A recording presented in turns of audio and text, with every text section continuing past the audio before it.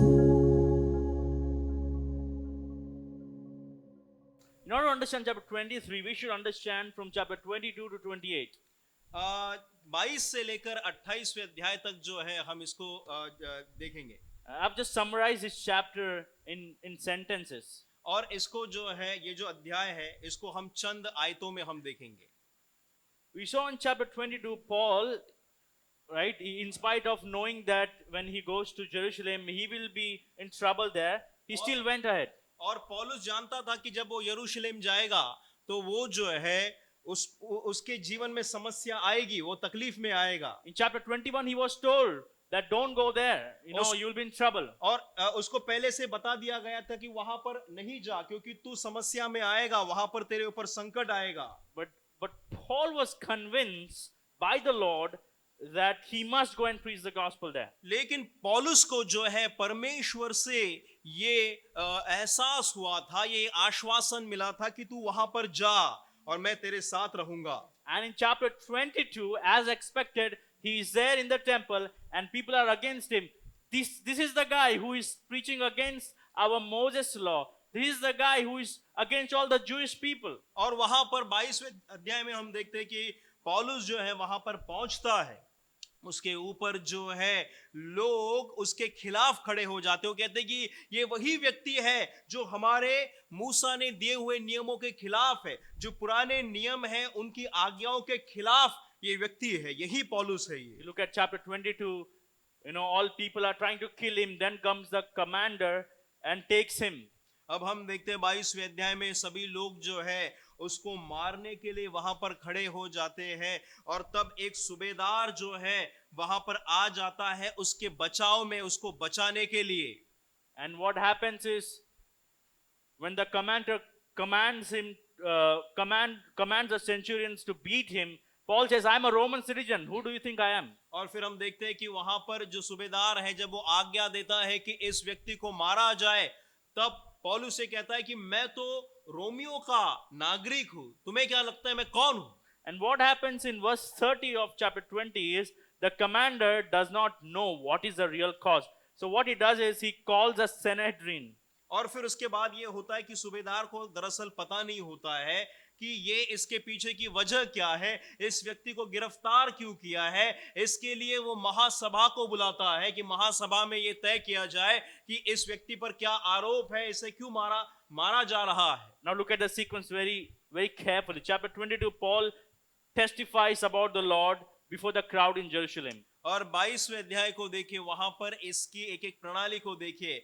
पौलुस जो है यरूशलेम में है, वहां पर लोगों के सामने जो है वो परमेश्वर की गवाही दे रहा है. Bible says he stood on the steps and he gave a defense of the gospel. और वहां पर लिखा है कि वो सीढ़ियों के ऊपर चढ़ गया और सीढ़ियों के ऊपर चढ़कर जो है उसने उस सुसमाचार के पक्ष में या उसके बचाव में बातें कही. And the audience was Jewish. They were listening to him carefully. But when he told that the Lord has commissioned me to go to Gentiles, they told, get rid of this man. और वहां पर जो सुनने वाले लोग थे वो यहूदी लोग थे. जब पौलुस बात कर रहा था तो यहूदी लोग सुनने वाले थे. और जब पौलुस ने ये कहा कि परमेश्वर ने मुझे ये आज्ञा दी है कि मैं अन्य जाति के लोगों के बीच में जाकर प्रचार करूं, इस बात से वो लोग ये बात उन्हें बहुत खटक गई, बहुत वो नाराज हो गए और कहा कि इस व्यक्ति को मार दिया जाए. And you come to chapter 23, Paul is testifying before the chief priest and the members of the Sanhedrin. और यहाँ पर हम देखते हैं कि 23वें अध्याय में जो पौलुस है वो महायाजक और जो महासभा का जो सूबेदार था या मुखिया था उसके सामने अपनी गवाही दे रहा है. Go to chapter 24, Paul testifies before the governor Felix. और फिर उसके बाद 24वें अध्याय में यदि हम देखें तो वहां पर फेलिक्स नामक जो शासक था उसके सामने पौलुस अपनी गवाही देता है. Go to chapter 25. Now the governor has changed. It is Porcius Festus. और फिर 25वें अध्याय में जो सरकार है या जो शासक है वो बदल गया है. अब जो है फेस्तुस नामक शासक वहां पर आ गया है. Now he was in Jerusalem. He comes to Caesarea. Now he'll go to Rome in chapter 28. And you come to chapter 26. He gives a defense or testifies before King Agrippa. और फिर हम जैसे आगे के अध्याय में देखते हैं तो वहां पर अग्रिप्पा नामक एक राजा को देखते हैं। उस राजा के सामने अब वो अपनी गवाही देता है। Chapter 27, he's traveling to Rome and there's a storm in the sea and he testifies to the sailors. और फिर 27वें अध्याय में वो जो है पौलुस जो है वो समंदर के ऊपर जहाज से सफर कर रहा था और वहां पर एकाएक बहुत बड़ी आंधी आ गई और उस आंधी के बीच में जो बाकी के यात्री हैं उनके सामने वो प्रभु की गवाही दे रहा है। Chapter 28, Paul tells that I want to go to Caesar, and that's why he goes to Rome and he testifies in Rome. और फिर उसके बाद वो 28वें अध्याय में कहता है कि मैं कैसर के पास जाना चाहता हूं और उसके बाद उसे जो है रोमियो के प्रांत में ले जाया गया और वहां पर उसने प्रभु की गवाही दी। So you see how the Lord is using him to testify in different places. आप देख सकते हैं किस प्रकार से परमेश्वर जो है पौलुस का इस्तेमाल कर रहे हैं। पौलुस जो है एक एक जगह पर जाकर प्रभु के नाम की गवाही देता है। We're in chapter 23 today. आज हम 23वें अध्याय में है। अपने अपने पवित्र वचन को खोलिए। 23वां अध्याय already निकालिए। laid out the context before you. हमने क्या किया, आपके सामने इसकी पार्श्वभूमि तैयार की। ठीक है, अब तक क्या हुआ उस कहानी में वो तैयार किया। इसके बाद की कहानी हम 23वें अध्याय से आज देखेंगे। As I told you, Paul already testified in Jerusalem and people were angry because he told that God enabled me, commanded me, ordained me to go to Gentiles, and people were mad at him. हाँ, और 23वें अध्याय में पौलुस ने क्या कहा कि भाई मुझे परमेश्वर ने ये आज्ञा दी है कि मैं अन्य जाति के लोगों के बीच में जाकर परमेश्वर के नाम का प्रचार करूं। जैसे ही इन यहूदियों ने सुना, क्या यहूदियों की अन्य जातियों के बीच में जाकर तू प्रचार करेगा, इस बात से उन्हें बहुत गुस्सा आया और उन्होंने कहा कि ये जो पौलुस है ना, इसको अभी के अभी मार दिया जाए। So after hearing such a response and seeing such a reaction, the commander took him away and made him appear before the chief priests and the members of the Sanhedrin. और इतनी लोगों की भयानक प्रतिक्रिया देखने के बाद कि भाई ये लोग तो बड़े भड़क गए, ये तो अब इसको छोड़ेंगे नहीं, इसको मार गिराएंगे। वहां का जो सूबेदार है उसने कहा कि एक काम करते, रुक जाओ, इसको जो है इस पौलुस को हम महासभा के सामने लेके जाते हैं और महासभा के सामने खड़े होकर क्या मसला है ये, इसकी जांच पड़ताल करते हैं। That is the context of chapter 23. ये है 23वें अध्याय की पार्श्वभूमि। Commander told, I cannot find out the root cause why this guy is in trouble. ये जो सूबेदार है वो कहते हैं कि भाई मुझे नहीं समझ में आ रहा है कि इसकी वजह क्या है। ये जो व्यक्ति को आपने पकड़ के रखा है, इसको मारने की जो बात कर रहे हैं, इसकी जो वजह है मुझे समझ में नहीं आ रही। Now Sanhedrin is the highest assembly where they discuss legal issues in those days. अब ये जो महासभा होती है ना, महासभा क्या होती है, ऐसे वहां के जो सबसे ज्ञानी लोग हुआ करते थे या फिर जो सबसे प्रतिष्ठित लोग हुआ करते थे, उनकी सभा बैठती थी और वहां पर वे जो नैतिक मसले हैं, जो राजनीति है उस नगर के, उसके ऊपर चर्चा किया करते थे लोग। Today we can learn how to be a gospel witness from Paul from the chapter. आज हम ये सीखेंगे पौलुस के जीवन से, खासकर इस अध्याय में पौलुस की इस कहानी से, कि हम परमेश्वर के लिए परमेश्वर के सुसमाचार को किस तरह से लोगों को बता सकते हैं, उसके गवाह कैसे बन सकते हैं। This is the main idea of today's sermon. आज का जो प्रचार होगा ना, उस प्रचार की मुख्य जो विचार है वो यही है। Believers must be Lord's witnesses even in the midst of severe persecution because of the resurrection hope and the courage which comes from the Lord. और विश्वासियों के लिए ये जरूरी है कि वे पूरी हिम्मत बांधकर परमेश्वर के गवाह बने। वो इसलिए ताकि हमें परमेश्वर में पुनरुत्थान होने की एक आशा है और ये जो हिम्मत है या ये जो साहस है ना, ये परमेश्वर हमें दिलाते हैं। Let me tell that again. Believers must be Lord's witnesses even in the midst of severe persecution because of the resurrection hope and the courage which comes from the Lord. मैं आपको वापस इस बात को दोहराता हूं कि विश्वासियों के लिए जरूरी है कि हमारे जीवन में चाहे कितने भी संकट क्यों ना आ जाए या कितने भी भयानक सताव का सामना हमें क्यों ना करना पड़े, हर समय और हर परिस्थिति में हमें परमेश्वर के नाम के गवाह बनना है, उनके सुसमाचार का प्रचार करना है। क्यों? क्योंकि परमेश्वर ने हमें पुनरुत्थान की आशा दी है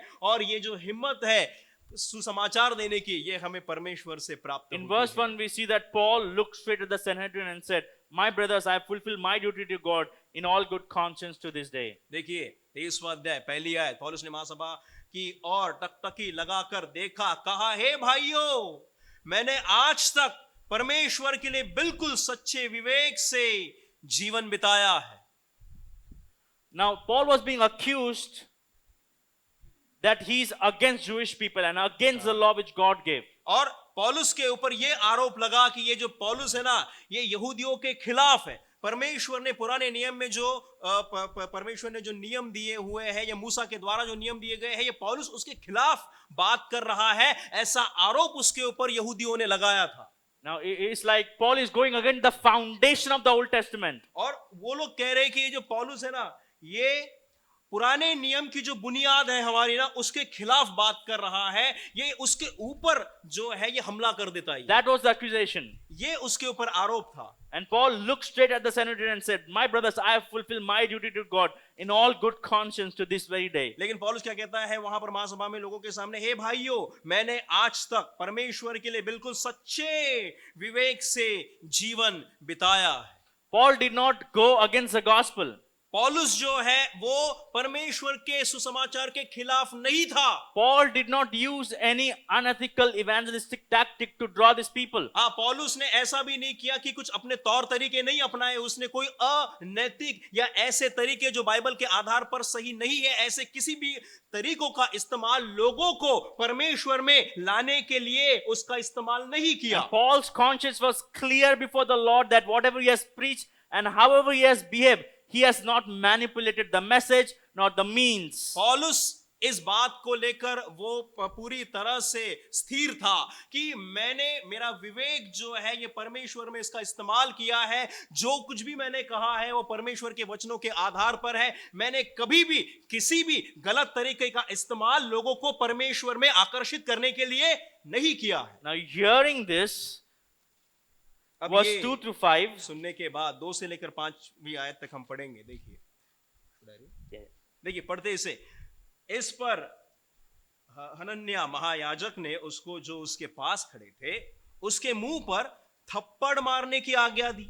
तब पौलुस ने उससे कहा, हे चुना फिरी हुई भीत, परमेश्वर तुझे मारेगा। तू व्यवस्था के अनुसार मेरा न्याय करने को बैठा है, और फिर क्या व्यवस्था के विरुद्ध मुझे मारने की आज्ञा देता है?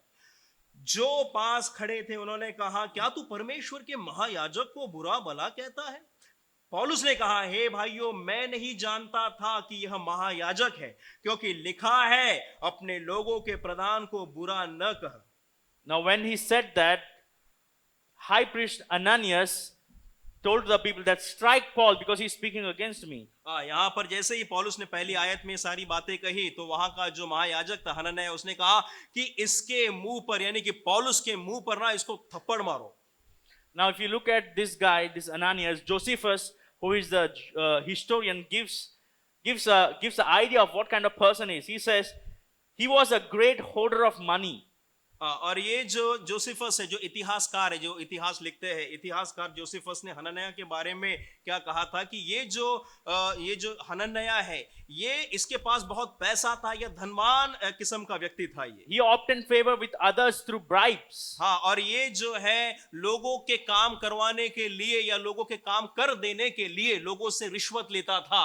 He had his servants rob lower status priests of the tithes on which they lived, and he made money for himself. और वहां पर उसके दरबार में या उसके राज्य में जो याजक हुआ करते थे, जो उससे औहदे में कम थे, उनकी जो मानो जो दशमांश होता है या उनका जो पैसा होता था, उसमें से भी वो अपने फायदे के लिए पैसा इकट्ठा कर लेता था, और उनकी जमा पूंजी में से भी वो छीन लेता था। Some say that is why Paul was telling this, God will strike you, you whitewashed wall. He was appearing from outside as the one who is judging, who is righteous, but from inside he had this dead body. हाँ, देखिए यहाँ पर गौर कीजिए, पौलुस उसको क्यों कहता है, ये वो कहता है कि हे चुना फिरी हुई भीत, यानी कि जो बहुत ही सफेद दिखती है, बहुत ही श्वेत है रे, तो वो ये कह रहा है कि तू बाहर से बहुत अच्छा दिख रहा है, बाहर से तेरी चमक धमक बहुत अच्छी है, लेकिन अंदर से कितना गंदा है तू, अंदर से कितना कपटी है तू, ये मैं जानता हूं। इसके लिए वो कहता है कि परमेश्वर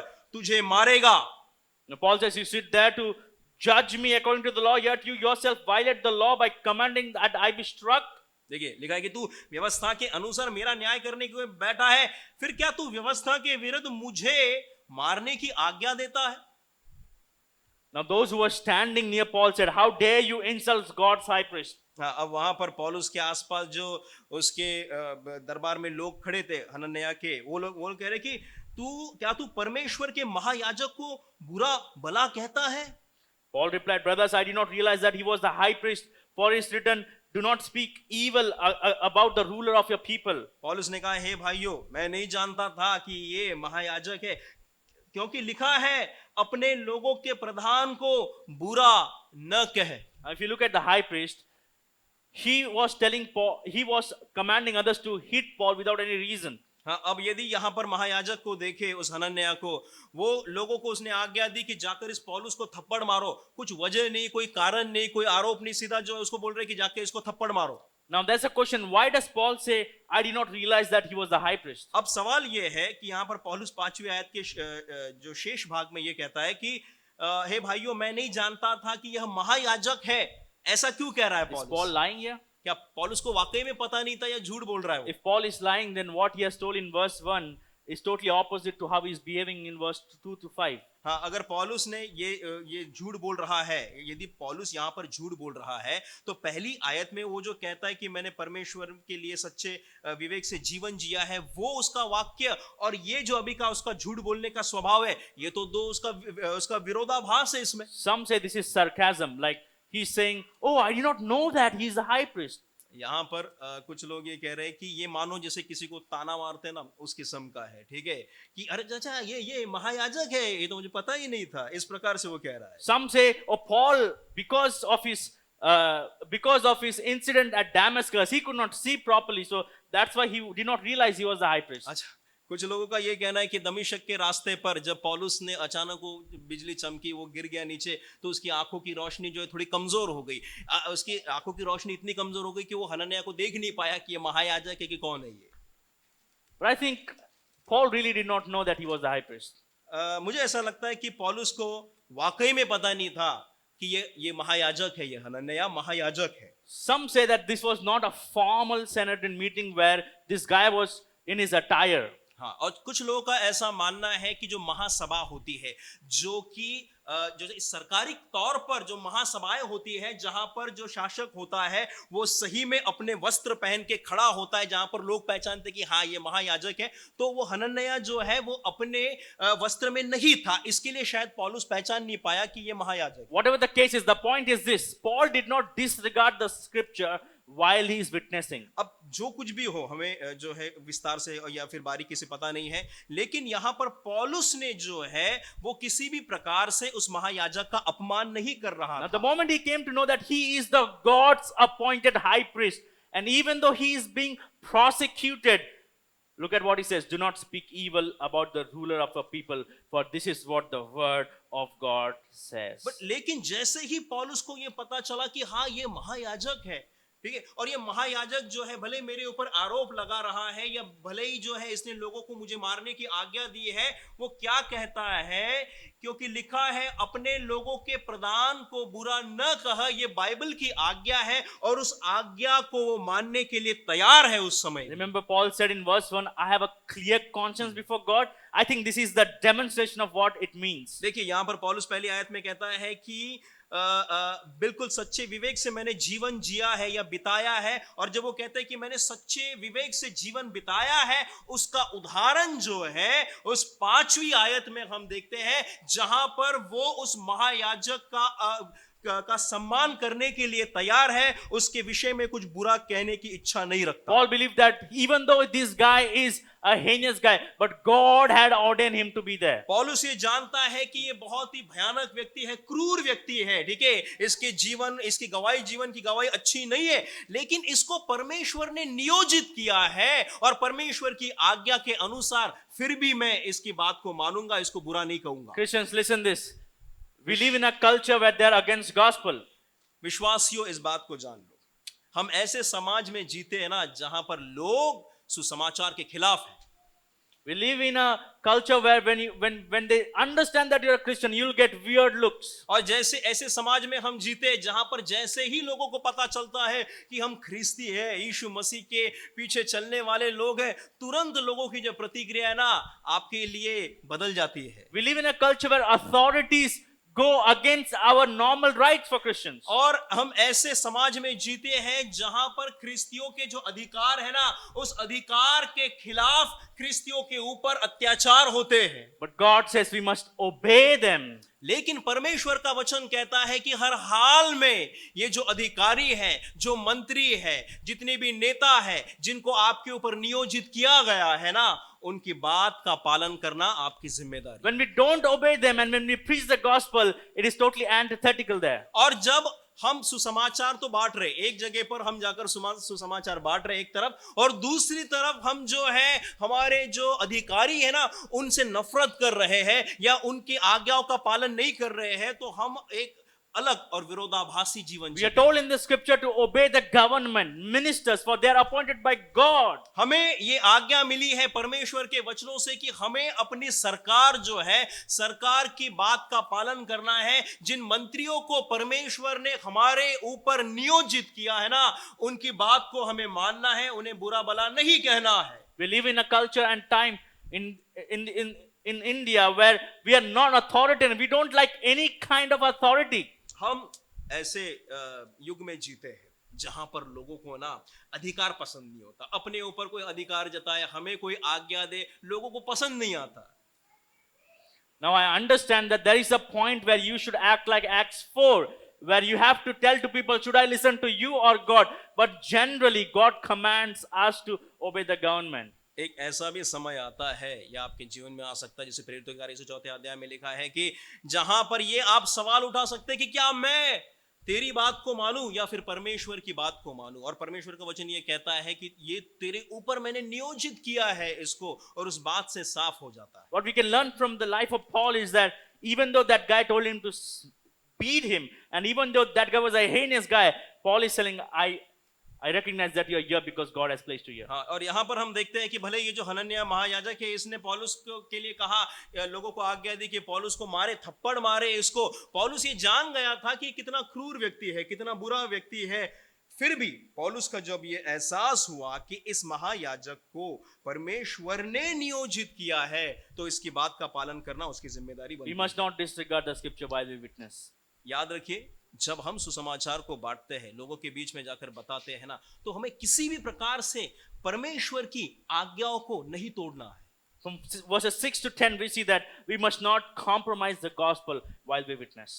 6 से लेकर 10वीं आयत तक ये हमें सफाई से पता चलता है कि जब हम सुसमाचार को बांटते हैं ना, हमें किसी भी तरह से किसी भी चीज के ऊपर समझौता नहीं करना है। From verses 6 to 10. 6 से लेकर 10वीं आयत तक हम पढ़ते हैं, तब पौलुस ने यह जानकर कि एक दल सदूकियों और दूसरा फरीसियों का है, सभा में पुकार कर कहा, हे भाइयों, मैं फरीसी और फरीसी के वंश का हूं। मरे हुओं की आशा और पुनरुत्थान के विषय में मेरा मुकदमा हो रहा है। जब उसने ये बात कही तो फरीसी और सदूकी में झगड़ा होने लगा और सभा में फूट पड़ गई, क्योंकि सदूकी तो यह कहते हैं कि न पुनरुत्थान है, न स्वर्गदूत और न आत्मा है, परंतु फरीसी इन सब को मानते हैं।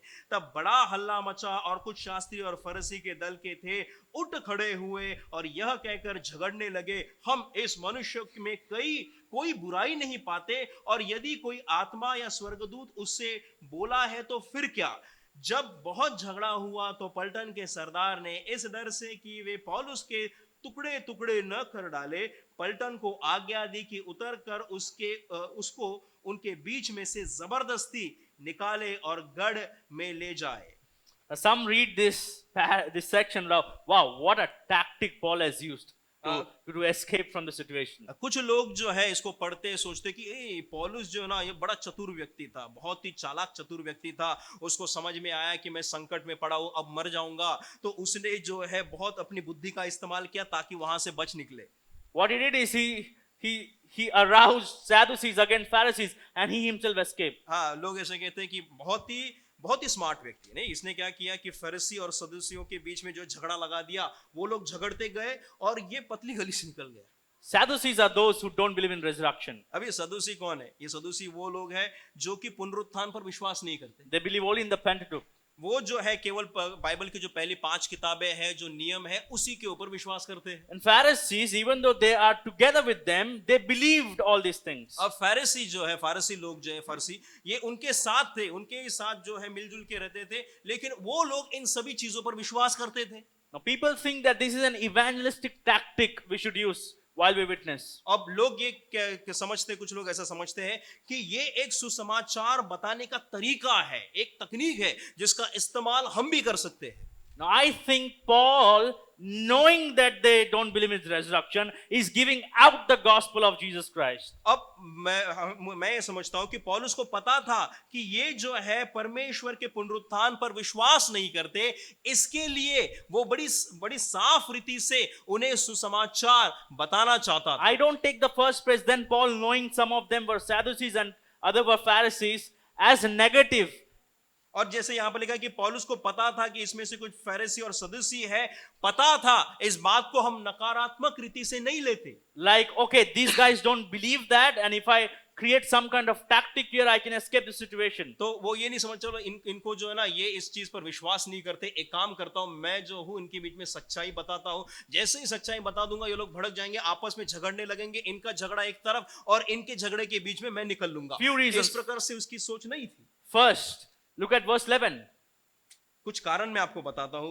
11वीं आयत देखिए पहले। The following night the Lord stood near Paul and said, "Take courage, as you have testified about me in Jerusalem, so you must also testify in Rome." देखिए, उस रात प्रभु ने उसके पास खड़े होकर कहा, हे पौलुस, धाड़स बांध, क्योंकि जैसे तूने यरूशलेम में मेरी गवाही दी, वैसे ही तुझे रोम में भी गवाही देनी होगी। So it was the Lord's doing that he should say what he says and act how he should act. और ये परमेश्वर की ओर से था, परमेश्वर ने उसे चलाया, जिस प्रकार से वो कह रहा था, जिस प्रकार से उसका बर्ताव था, ये सारी चीजें परमेश्वर ने नियोजित की थी। The Lord is commending him and telling him to take courage and continue with my witness. और परमेश्वर है जो पौलुस को ये आज्ञा दे रहे हैं, और परमेश्वरी है जो पौलुस को जो है ये हिम्मत उसको या धाड़स उसकी बांध रहे कि जा और जाकर मेरी गवाही और भी आगे बताता जा। Second reason, if Paul wanted to escape, he would have never come to Jerusalem. और दूसरा कारण, यदि पौलुस को वहां से बच निकलना ही था,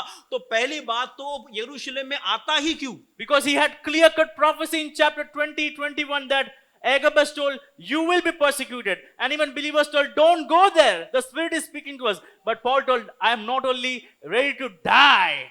और वहां पर 20वीं और 21वीं आयत में जो है पौलुस को पहले से ही आगाह कर दिया गया था कि यरूशलेम में जो जाएगा वहां पर संकट का सामना करना पड़ेगा। वहां के विश्वासियों ने भी बताया उसको कि वहां पर जाना खतरे से खाली नहीं है। फिर भी पौलुस ने जो है ये कहा कि मैं वहां पर जाऊंगा, यदि मेरी मौत भी हो जाए यरूशलेम में जाकर तो भी मुझे परवाह नहीं, मैं जाकर परमेश्वर के वचनों का प्रचार करूंगा। And the third reason I want to give is Paul does not say resurrection only in this chapter to escape.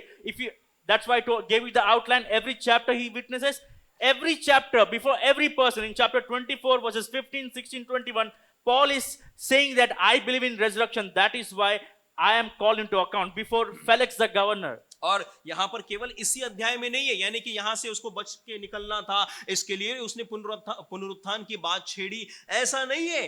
वो हम देखते हैं कि बार बार पौलुस जो है परमेश्वर के पुनरुत्थान की बात कर रहा है। 24वें अध्याय में जब वो फेलिक्स के सामने भी गया तो वहां पर भी उसने ये कहा कि मैं परमेश्वर के पुनरुत्थान पर विश्वास करता हूं। In chapter 26, verses 6 to 8, before King Agrippa is saying, I'm here because of the resurrection hope. 26वीं अध्याय में अग्रिप्पा राजा के सामने जब वो खड़ा था, वहां पर भी वो कहता है कि मैं यहां पर इसके लिए खड़ा हूं क्योंकि मुझे अपने परमेश्वर के पुनरुत्थान में एक महान आशा है. Acts 28:20, before the local Jewish leaders in Rome, he is saying the same thing again. I am here because of the resurrection hope. 28वां अध्याय 20वीं आयत में भी वो इसी बात को दोहराता है कि मैं यहां पर इसलिए हूं ताकि परमेश्वर में मुझे पुनरुत्थान की आशा प्राप्त हुई है. We witness here again that Paul is standing for the gospel of Jesus Christ. हम देखते हैं कि यहाँ पर पौलुस जो है परमेश्वर के सुसमाचार के लिए धाड़स बांध के खड़ा है. He did not backstep and say that, oh, these guys, if I tell about resurrection, Sadducees will be against me and I will be in trouble. और वो इसने ये नहीं सोचा कि मैं इन सदस्यों की जो गलत सोच है उसको यदि मैं सुधारने का प्रयास करूं तो ये सदुसी लोग मेरे खिलाफ हो जाएंगे, यहां तक कि मेरी जान भी ले सकते हैं. उसने इस बात की परवाह नहीं की. Gospel is always going against the tide.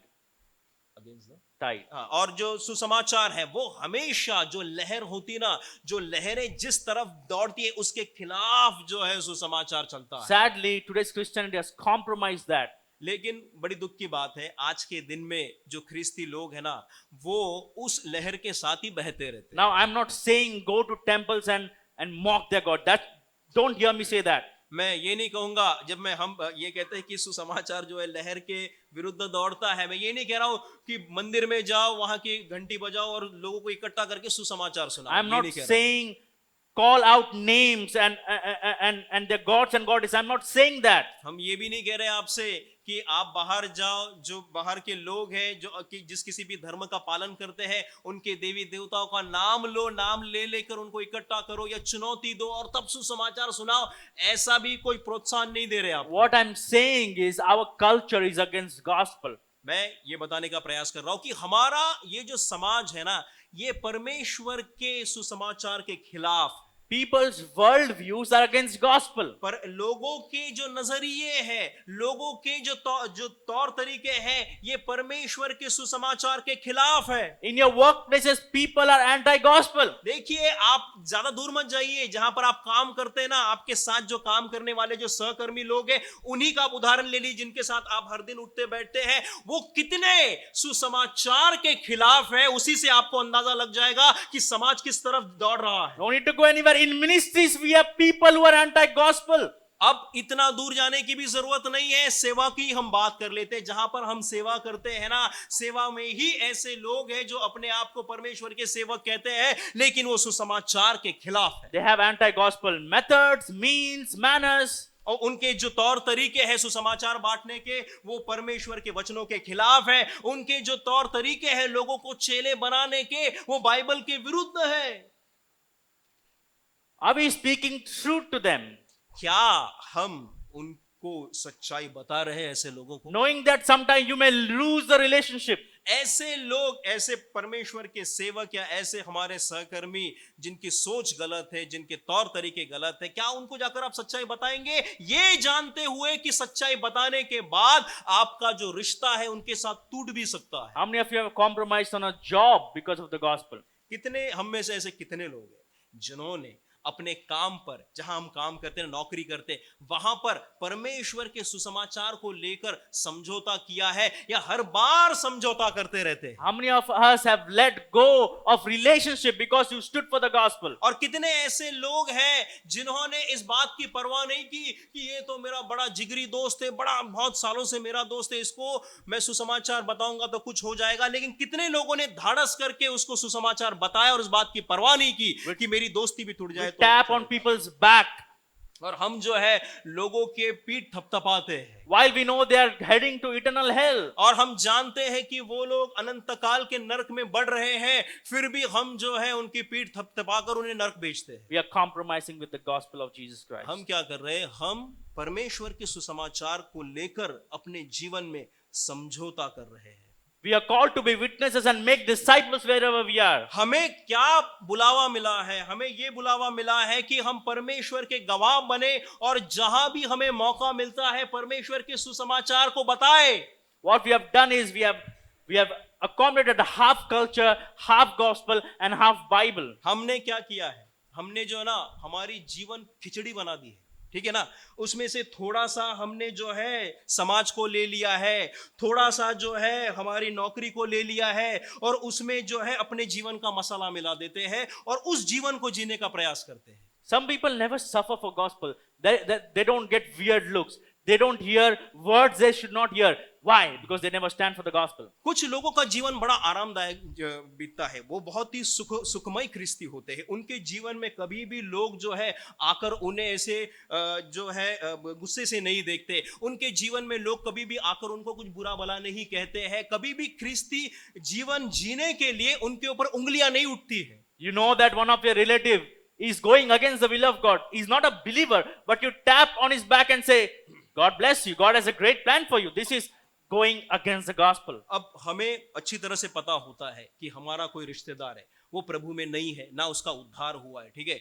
फिर भी हम जो है उसको प्रोत्साहन देते हैं। हम उसको ये कहते हैं कोई बात नहीं, प्रभु जो है तुझे बड़ा आशीष देगा, तू बहुत बड़ा व्यक्ति बनने वाला है, और आगे बढ़। इस प्रकार से झूठे आश्वासन दे देकर उसको आगे बढ़ाते हैं। I think Paul knew the trouble what he's going to get into, and he got into trouble because look at verses 8, 9 and 10.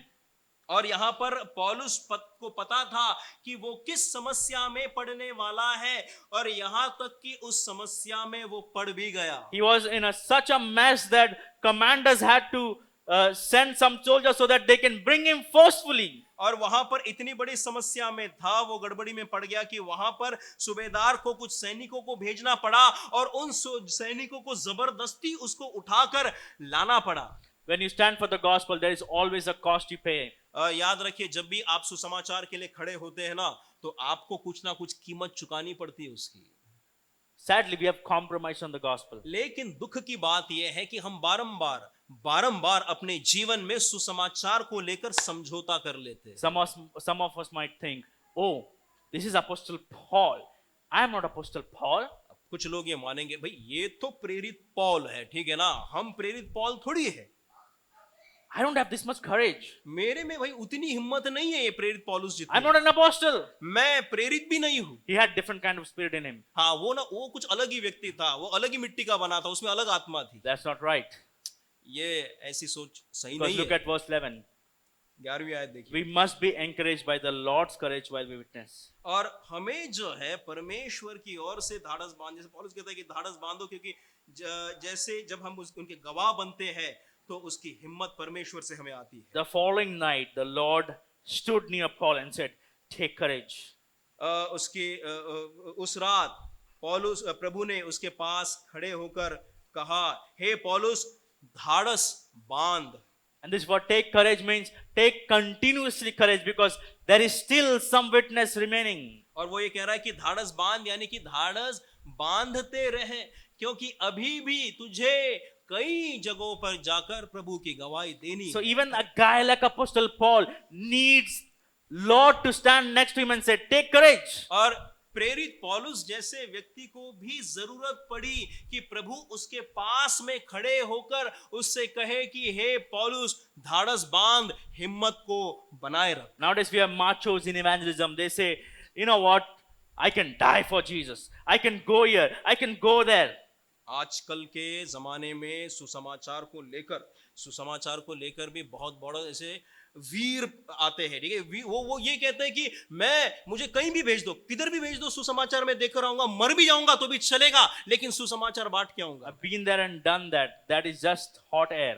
हाँ, और हमने वैसा वो देख लिया है बहुत बार। वो जो है उनको थोड़ा 1 किलोमीटर जाके वापस घर भाग जाते हैं वो लोग, ऐसा बहुत देखा है हमने लोगों के। Once I was in a place, I was part of a mission team, and there were these guys who would show that I have some intrinsic strength in me to share the gospel and stand against anybody. और ऐसे जब ये हमारे जो pastor साहब है वो एक मिनिस्ट्री टीम में थे, वहां पर ऐसे कुछ लोग थे जो जताते थे कि उनके अंदर कुछ अद्भुत ताकत है, कुछ ऐसी अद्भुत देवी ताकत है, उनको कहीं पर भी खड़ा कर दो, किसके भी सामने खड़ा कर दो, सुसमाचार बता कर आएंगे। We were in Chennai, Tamil Nadu, Madurai, and there was this time when Jayalalitha died, and there was guys who were quoting this, when Mahatma Gandhi died, everybody said late Mahatma Gandhi, and they quoted name, and they have big banners there, and these guys were unnecessarily provoking and say, even this woman who died, you're calling her late, but nobody called Jesus late. और जैसे कि ये वो दौर था जब तमिलनाडु में मदुराई में सुसमाचार बांटने के लिए गए थे।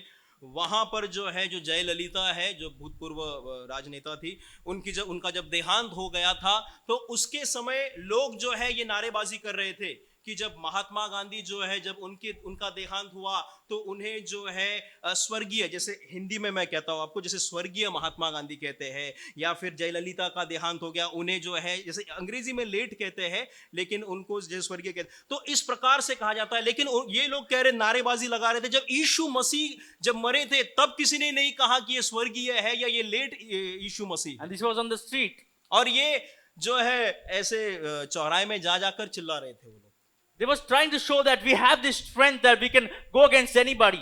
और वो लोग जो है जाकर ये बता रहे थे कि हमारे में कुछ अद्भुत ताकत है, हमें जो है ना कुछ अद्भुत ताकत प्राप्त हुई है, हम किसी के भी खिलाफ खड़े हो जाएंगे, किसी के भी सामने हमें खड़ा कर दो, सुसमाचार बांट के आएंगे। And there were some of us, I didn't have this strength.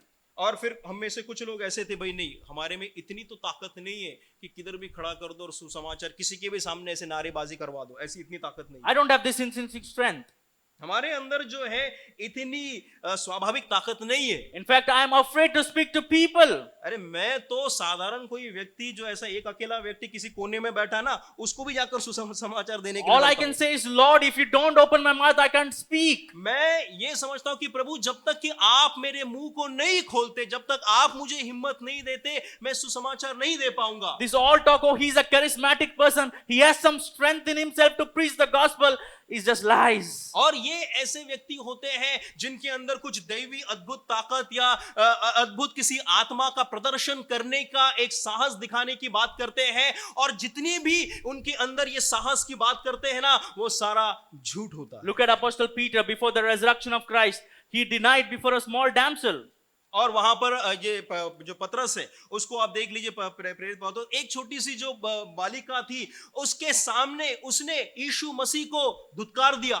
Come to Acts chapter 4. He's standing before the rulers and saying, who do I listen to, you or my God? फिर प्रेरितों के कार्य इसके चौथे में अध्याय में आइए, वहां पर यही पतरस जो है खड़े होकर सभा के सामने कहता है कि मैं किसकी सुनूं, मैं अपने प्रभु की सुनूं कि तुम्हारी सुनूं। Why? क्यों? Because Jesus told, the Spirit will come on you and you will be my witnesses. क्योंकि प्रभु ने जो है यीशु मसीह ने से कहा कि जो आत्मा है वो तेरे ऊपर उतरेगी या आएगी और तू मेरे नाम का गवाह बनेगा। What gives us strength is the indwelling Holy Spirit in us. मैं आपको बता दूं कि हमें ये ताकत साहस कहां से मिलती है, जो आपके अंदर मेरे अंदर जो पवित्र आत्मा है ना, उसके द्वारा आपको ये ताकत प्रदान होती है, साहस मिलता It है। is not our nature, it is not our strength which we manufacture from inside. और ये कोई हमारी ताकत नहीं है, या कोई ऐसी कोई कलाबाजी नहीं कर सकते हैं हम, या कोई तौर तरीकों का इस्तेमाल नहीं कर सकते हैं जिसके द्वारा जाकर आप बहुत खूबसूरत रीति से सुसमाचार बांटाओ। It is the Lord who gives us burden. It is the Lord who gives us word. It is the Lord who gives us courage to witness. ये जो सुसमाचार बांटने की जो ताकत है, ये सुसमाचार बांटने का जो साहस है ना,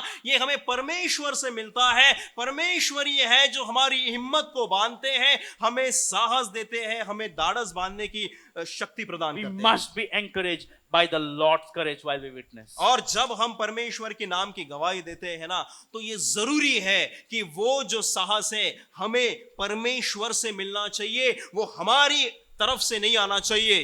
Let's take for yesterday. We witnessed. How many of us were thinking what will happen? कल का उदाहरण ले लीजिए। कल शाम को जितने भी लोग यहाँ से गए उस लिटिल वर्ल्ड मॉल में, वहां पर कितने लोग सोच रहे थे क्या होगा, कैसे बताएंगे, क्या लोगों की प्रतिक्रिया है, इस सोच में पड़े हुए थे सब। And if you're a person like that, depending on God, you know how you overcame that fear was not your positive thinking, right? Your perspective, but it is the power of the Lord. और यदि आप भी उस प्रकार के व्यक्ति थे जो ये सोच रहे थे कैसे होगा, क्या होगा, आपके मन में थोड़ा सा हिचकिचाहट थी, डर था, और जब वहां पर जाकर आपको वो हिम्मत आई, जब आपने वो धाड़स बांधी, तो आपने इस बात का एहसास किया होगा कि जो हिम्मत आपको प्रदान हुई थी वो प्रभु की ओर से थी। परमेश्वर ने आपको वो ताकत दी, परमेश्वर ने आपके मुंह में वो बोल दिए, तब जाकर आप वो कर पाए। We are all people who are weak, broken, fragile, feeble, who need the strength of the Lord to witness. हम ऐसे लोग हैं जो बड़े कमजोर है ना, हम जो है हमारे अंदर बहुत कमजोरियां है, बड़ी आसानी से जो है हम डगमगा के कहीं ना कहीं लोटपोट हो जाते हैं। इस तरह के लोग हैं। हमें स्थिर बनाने के लिए, हमारे जीवन में जो है, हमें हमारे जीवन को मजबूत बनाने के लिए केवल परमेश्वर की ताकत की जरूरत है। We need the strength of the Lord, the courage of the Lord to go and share gospel to the Gentiles. हमें परमेश्वर के साहस की जरूरत है, परमेश्वर के उस हिम्मत की जरूरत है कि जाकर हम अन्य जाति के लोगों में भी परमेश्वर का सुसमाचार बांटे। And you know what? There is also a promise to Apostle Paul. और प्रेरित पौलुस को परमेश्वर ने एक वायदा दिया हुआ है, एक वाचा उसके साथ बांधी। Look at verse 11. As you have testified about me in Jerusalem, so you must also testify in Rome. और यहां पर देखिए 11वीं आयत में लिखा है कि क्योंकि जैसे तूने यरूशलेम में मेरी गवाही दी, वैसे ही तुझे रोम में भी गवाही देना। The word you must in the original language is it will happen, it should happen, nobody can stop it. जैसे लिखा है कि वैसे ही, ये जो शब्द है इसका अर्थ ये है कि ये होना ही होना है, इसको कोई रोक नहीं सकता, ये मैंने कह दिया है, मतलब ये होकर ही रहेगा।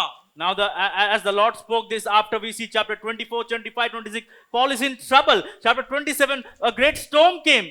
और यहाँ पर जब आगे हम देखते हैं ये कहने के बाद, तो जो आगे की घटनाएं हैं, वहां पर जब अलग अलग जगहों पर पौलुस जाता है, वो बहुत बड़े संकट में पड़ा, यहां तक कि ऐसे संकट में पड़ा जहां पर वो एक जहाज के सफर कर रहा था और आंधियों से घिर गया, और उसके बीच में जो है उसको जीने की आशा नहीं थी। Many of us think, I'm not like Paul. Look at how is he enduring. He endured that with courage because the Lord told you will reach Rome. और वहां पर हम में से बहुत सारे लोग कहते हैं, भाई मैं तो पौलुस नहीं हूं, मैं इतनी सब सारी जो संकट ना सहन नहीं कर सकता। लेकिन पौलुस ने ये जो संकट सहन किया ना, ये परमेश्वर के द्वारा किया, या परमेश्वर के हिम्मत से किया, क्योंकि परमेश्वर ने उसे ये वायदा दिया था। How did he face Agrippa, the king?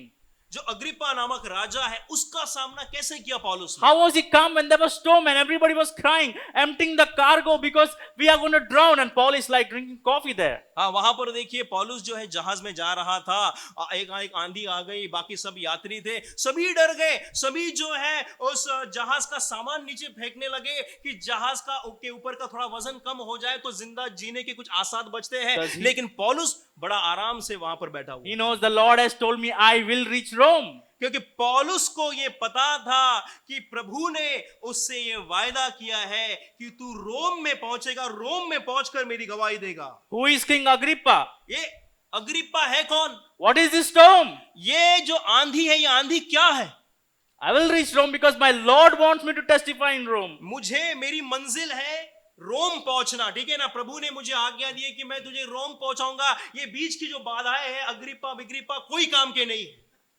The strength for Paul to endure and be witness for the Lord comes from his command and his promise that you will testify in Rome. और ये जो ताकत है पौलुस को जो मिली है कि तू मेरे नाम की गवाही बनेगा और तू जाकर हर जगह मेरी गवाही देगा, ये ताकत जो है उसके अंदर से नहीं आई, ये परमेश्वर ने उसको ये ताकत दी, ये साहस जो है प्रभु की ओर से उसे मिला। We have a promise from the Lord.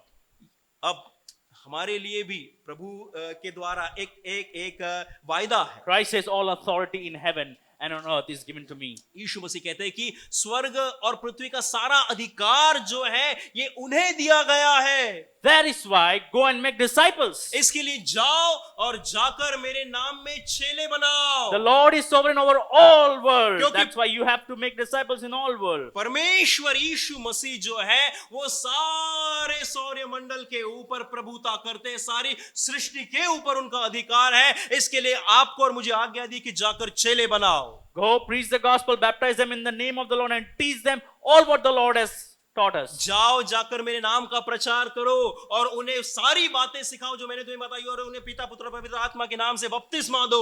Look at the last verse. For lo, I am with you even till the end of the age. और कहते हैं कि देखो संसार के अंत तक मैं तुम्हारे साथ। Jesus is sitting at the right hand of the Father Yeshu as a मसीह जो है एक राजा के नाई, पिता के दाहिने हाथ की ओर विराजमान है। And as we make disciples, He is sovereignly controlling everything. और जैसे हम चेले बनाने के कार्य में है, प्रभु जो है सारी चीजों के नियंत्रण में है। Are there anyone this morning who are weak, who are fragile, who are feeble, and say, I can't do this task, I can't make disciples, get the courage from the Lord. कोई हम में से ऐसा कोई व्यक्ति यहाँ पर जो कहता है कि भाई मेरे अंदर ताकत नहीं, इतनी हिम्मत नहीं है कि बाहर जाऊं और परमेश्वर के नाम में मैं चेले बनाऊं, उतनी मेरे अंदर हिम्मत नहीं। मैं आपसे कहता हूं कि प्रार्थना करें और वो हिम्मत जो है आप प्रभु से पाए। Now we look at the book of Acts, you see people are going and sharing gospel, people are standing before authorities, people are being persecuted. We forget that chapter 1 verse 8 says that the Spirit will give them power to be witnesses. हम पूरे ये प्रेरितों के कार्य इस किताब को आप देखिए, अलग अलग व्यक्तियों को हम देखते हैं। कोई जो है राजाओं के सामने खड़े होकर वचन बांट रहा है, कोई जो किसी शासक के सामने जाकर वचन बांट रहा है, कोई फारिसियों के सामने, कोई सदस्यों के सामने, बड़े बड़े अधिकारियों के सामने, भयानक लोगों के सामने, ख्रिस्त विरोधियों के सामने जाकर वचन बांट रहे हैं और जो है उस संकट को सहन कर रहे हैं। ये ताकत उन्हें कहां से मिली? प्रेरितों के कार्य इसके पहले अध्याय में लिखा हुआ है कि जो परमेश्वर की पवित्र आत्मा है वो उन्हें चलाएगी, वो उन्हें ताकत प्रदान It is करेगी। not our strength, ये हमारी ताकत नहीं है, not our agenda. ये कोई हमारा चलाया हुआ मसला नहीं है। It is the Lord's work and Lord will provide the strength. ये जो सुसमाचार बांटने का काम है और चेले बनाने का काम है ना, ये आपका और मेरी बनाई हुई योजना नहीं है, ये हमारा ब्लूप्रिंट नहीं है, ये परमेश्वर की योजना है और इसके लिए ताकत और हिम्मत जो है वो प्रभु से प्राप्त होती है। So then as God has promised us, all authority is His. And as the Lord has promised us that He is with us till the end of the age, let us make disciples. तो जैसे परमेश्वर ने हमें वायदा दिया है कि सारा जो अधिकार है यीशु मसीह को दिया हुआ है और सारी जो वैभव है वो यीशु मसीह का है, इसके लिए तुम जाओ और जाकर जाति जाति और प्रांत प्रांत में सुसमाचार बांटो और मेरे नाम में चेले बनाओ। May God give all of us strength, empower every member of CBC to speak the truth wherever you are and make disciples of Jesus Prabhu Christ. हमारी मदद करे कि जितने भी हमारे सीबीसी के यहाँ पर सदस्य हैं, प्रभु हमें ताकत दे, हिम्मत दे, ताकि जहां कहीं भी हमें सुसमाचार बांटने का मौका मिलता है हम बांटे और परमेश्वर के नाम में चेले बनाए।